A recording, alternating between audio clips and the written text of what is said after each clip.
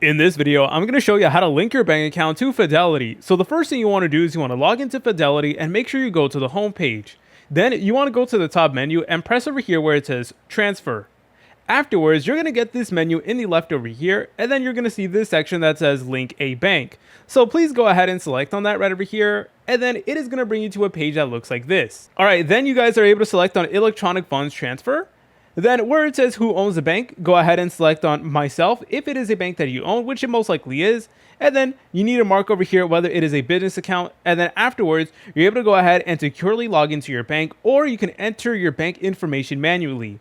I recommend securely logging into your bank. And the way that works is that it is going to open up your banking app, and then you need to log into your banking app and then give Fidelity permission to actually be connected. So press on continue just like so, then go ahead and press on next just like this. Afterwards, you will need to go ahead and scroll down until you see your bank. So you're able to scroll down, or you can go to the search bar and type it in. So let's say for this example, our bank was Bank of America. We can go ahead and select on it, and then you will see this section that says next.